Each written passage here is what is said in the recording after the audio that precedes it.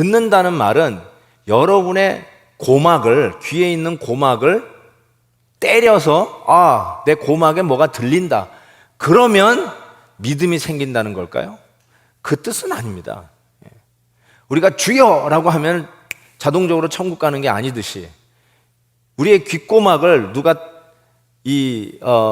들려주었다고 갑자기 믿음이 쑥 들어오는 게 아닙니다. 여기서 듣는다는 말은 영어로 보면 이제 listen to 혹은 hear out, 이러면 내 말 좀 들어보세요. hear me out, 이런 말 쓰잖아요. hear me out. 잘 좀 들어보세요. 그러니까 그냥 단순히 내 귓고막을 치고 나가는 어떤 소리를 의미하는 게 아니라 내 안에 이 복음이, 내용이 들어온다는 걸 얘기해요. 듣는다는 말은 내 복음이 이해된다는 뜻이에요. 한 걸음 더, 복음이 이해될 뿐만 아니라 그 복음의 내용에 내가 반응한다는 뜻이에요. 그게 듣는다는 뜻이에요. 우리는 변화를 믿습니다. 그래서 거듭남이라는 걸 알아요. 사람이 정말 변해요. 예수 믿으면 정말 저 사람 180도 변했어. 이런 간증의 주인공들도 있고 그런 변한 사람들을 여러분은 많이 알 겁니다. 예수 믿으면 변합니다. 그런데 교회를 5년, 10년 다녔어도 혹시 여러분 생각에 나는 예수 믿기 전이나 그 후가 하나도 안 변했다, 똑같다라고 생각하시는 분이 있으십니까? 만약에 그런 것이 사실이라면 그분은 저는 이렇게 얘기할 수 있어요. 아직도 복음을 못 들은 사람입니다. 베델교회에 와서 복음을 못 듣는 분은 솔직히 없습니다. 분명히 들으십니다. 주일 강단을 통해서도 확실하게 들으실 것입니다. 여러분의 고막을 분명히 복음이 부딪힙니다. 그런데 하나도 안 변했다는 말은 그 복음의 내용에 여러분이 반응을 하지 않았다는 뜻입니다. 그러니까 못 들은 거예요. 아직도 복음이 이해가 안 돼서 반응은 안 했을 수도 있지만 어쨌든 여러분께서 이해를 했는지는 모르겠지만 그 복음의 내용, 컨텐츠에 반응을 하지 않았어요. 그래서 안 변하는 거예요.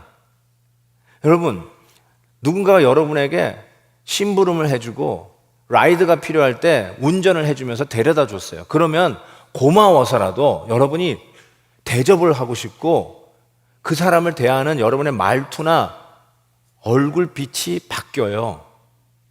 어떤 분이 여러분에게 참 어려운 가운데서 여러분을 도와줬어요. 힘든 가운데 여러분에게 막 정말 시간을 내고 아주 노력을 하면서 도와줬어요. 그러면 여러분이 그분 보면 너무너무 고맙고 감사해서 어떡하든지 내가 저 사람을 위해서 뭔가 좀 해줘야지 하는 마음이 생겨요. 그런데 복음의 핵심에 예수 그리스도께서 나의 죄를 위하여 그 죄의 가격을 치르기 위해서 십자가에 달려 여러분 대신에 죽으셨어요. 그게 복음의 내용의 핵심 중에 들어가 있잖아요. 나를 위해서 라이드 준 사람, 나의 어려움 속에서 도와준 사람에게도 내가 그 사람을 대하는 태도가 변하고 마음이 변하고 마음이 후해지고 얼굴빛도 변하는데 나를 위해서 십자가에 달려 돌아가신 예수 그리스도께서 계시다는데 거기에 대한 여러분이 그 복음에 대한 그 컨텐츠에 대한 반응이 없어. 나를 위해서 예수님이 십자가에서 그 고통을 받고 죽으셨대. 그런 일이 다 있나? 그냥 지나가는 거예요. 반응을 안 해. 에이, 그래? 뭐 그런 건가 보다. 2년을 지나가도 반응을 안 해. 그냥 그 내용은 그런 게 있나 보다 그러는데 반응을 안 해. 밥 한 끼를 사줘도 반응을 하는데 나를 위해서 죽으셨다는 주님의 메시지가 오늘도 들리는데 거기에 대한 아무런 반응이 없어요. 그러면 뭐 하는 거냐면 복음을 안 들은 거예요. 못 들은 거예요. You decline. 복음의 메시지를 거절하신 거예요. 그러니까 들어야 한다는 말이 단순히 여러분 고막을 때린다는 의미가 아니라 복음의 내용에 그 이해하고 거기에 대한 반응이 나타나는 것, 그걸 뭐라고 하냐면 믿음이라고 그래요. 그래서 믿음의 흔적이 나타나는 거예요. 복음을 들어야 믿음이 생긴다는 거예요. 그러니까 이 복음을 듣지도 못하면 믿음이 생길 수가 없죠. 자, 그러면 믿어야 되고 복음을 들어야 믿음이 생기고 믿음이 생기면 그때서 주의 이름을 불러 구원받는 자가 된다는 것이잖아요. 그러면 복음을 들어야 하는데, 그럼 복음을 듣기 위해서는 어떻게 되는가? 세 번째 단계가 필요한데, 복음이 누군가에 의해서 전해져야만 합니다. 우리는 그러면 복음을 적어도 듣고 복음의 내용에 one way or another, 디그리의 차이는 있지만 반응을 한 자들이고, 그런 차원에서 믿음이 있는 자예요. 그래서 주님의 이름을 부르면 구원을 얻으리라는 말이 무슨 의미로 다가오는지도 아는 사람이에요. 그런데 이 놀라운 복음을 우리는 왜 밋밋하게 전하는가? 아니, 전하려고 하는 그런 마음의 욕구도 없는가? 교회에서는 열심히 하려고 애를 쓰고 으쌰으쌰 하려고 하는데, 왜 나는 그 일이 남의 일 같을까? 나는 왜 그 일에 뛰어들지를 않을까? 남이 하는 거지 뭐. 왜 나는 이런 태도로 복음을 대하는 것일까? 제가 지난주에도 말씀드렸잖아요. 그냥 교회에 오면 열심히 휴지 줍는 집사님 얘기했는데, 또 한 분을 얘기할게요. 이분은요, 유난히 복음을 열심히 전하는 분이었어요. 아주 그냥 타의 추종을 얼마나 열심히 했는지. 그 부부가, 남편은 경영학 박사학위를 공부하고 있었어요, 그때. 그분이 이제 싱가포르 대학 가가지고 거기서도 얼마나 열심히 섬겼는지, 싱가포르에 많은 선교단체들이 있는데 많은 선교사님들이 이분을 알아요. 그 정도로 열심히 섬기시는 분이었어요.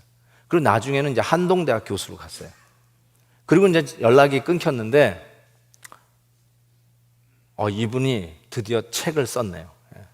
그래서 책이 나왔어요. 그래서 제가 책을 소개했는데, 저게 복음 전하는 자의 아름다운 발이라고 하는 발인데, 저 부인 되시는, 지금은 권사님 되시죠. 그땐 학생 집사님이었는데, 전영순 집사님이, 그런데 이분이 발이 너무 아파서 병원에 간 거예요. 그 병원에 가서 초음파 검사 결과를 봤더니 특진을 해야 된다고 특진 검사까지 또 받았어요. 그러면서 그 의사 과장 선생님이 검사를 보고 갸우뚱거리는 거예요. 도대체 알 수 없다는 거예요. 발바닥 전체에는 우리의 몸의 체중을 받아주는 이런 쿠션 역할을 하는 부분이 있는데, 그 모든 액이 다 빠져나갔다는 거예요. 그래서 뼈하고 이 피부, 발바닥 피부가 닿아가지고 이거는 치료도 안 되고 이식 수술도 안 되고 재생이 안 된다는 거예요. 그러니까 당신은 앞으로 걷지 못할 수 있으니까 서지도 말고 그냥 누워 있으셔야 된다고, 회복될 때까지. 그런 진단을 내렸어요. 그러면서 묻는 거예요. 도대체 당신은 뭐 하는 사람이냐고. 그랬더니 이때 이 전영순 집사가 하는 말이, 저는 전도하는 사람이고요, 계속 걸어 다녀요, 이렇게 얘기한 거예요. 그러면서 나중에 그 진단 이제 의사 소견서에다 쓰잖아요. 이 사람은 이런 병인데 그 이유를 이렇게 썼대요. 전도하러 다니다가 너무 많이 걸어서 생긴 병, 이렇게 딱 써놨대요. 이걸 보고요, 너무너무 고맙고 감사해서 울었다는 거예요. 그 누구도 나에게 그런 얘기를 해준 적이 없는데, 너 왜 발 아프냐? 아이고 무리해가지고 좀 몸 좀 아껴라. 맨날 이런 얘기만 들었다가 의사 선생님에게 드디어 전도하러 다니다가 너무 많이 걸어서 생긴 병, 전도하러 다니다가 생긴 병, 이게 자기에게는 면류관 같고 하나님의 칭찬하는 소리 같아가지고 울었다는 거예요. 의사에게는 전도하다가 너무 많이 걸어서 생긴 병이라고 진단받았지만, 이거야말로 아름다운 발 아니에요?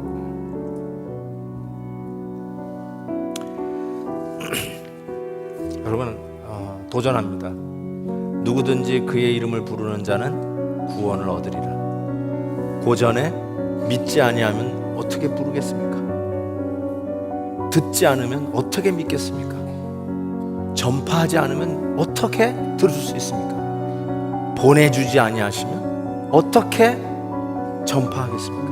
이 링크가 결국은 주의 이름을 부르는 자는 구원을 얻으리라까지 가요. 어쩌면 우리는 그 중에 something is missing 링크가 우리 안에 있을 수 있어요. 어디가 미싱 되어 있는지 여러분이 아세요. 그래서 주의 이름을 부르는 자는 구원을 얻으리라, 이 복음이 복음인지를 몰라요.